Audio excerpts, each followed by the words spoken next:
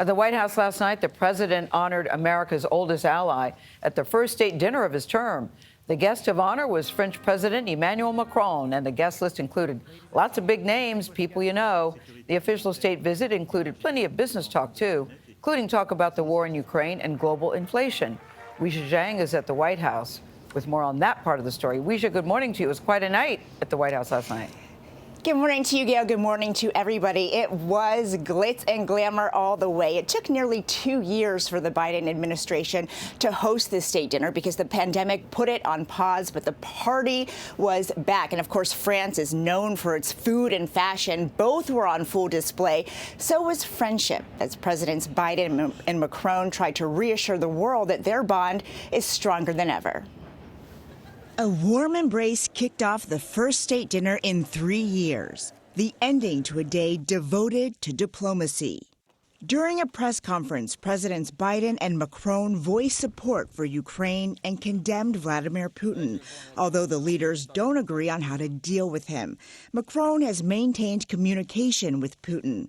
Mr. Biden has closed it off, but with just the slightest of wiggle room. I'm prepared to speak with Mr. Putin if, in fact, there is an interest in him deciding he's looking for a way to end the war. He hasn't done that yet.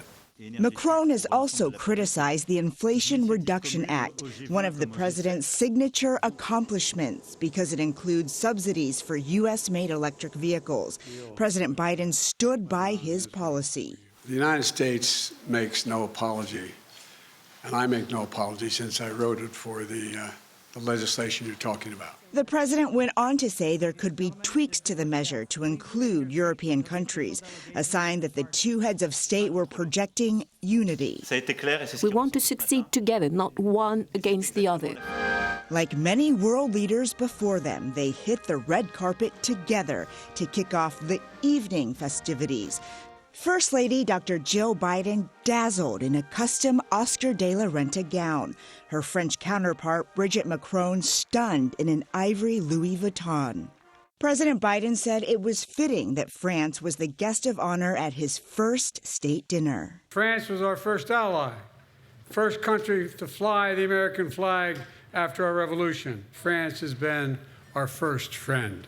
Nearly 350 guests filled a glass pavilion on the South Lawn, including Late Show host Stephen Colbert, actress Julia Louis-Dreyfus, and French shoe designer Christian Louboutin. Along with a decadent meal, guests were treated to a performance by Grammy Award-winning musician Jon Batiste. We're going to forge together. Vive la France and God bless America. Today, Emmanuel Macron heads to New Orleans to the French Quarter for a tour. He will also be talking about climate change and, of course, enjoying an evening of jazz. The last time a French president visited that city was back in 1976. Vlad? I guess our invites got lost in the mail, Weijia. Weijia Jiang at the White House for us. Thank you very much.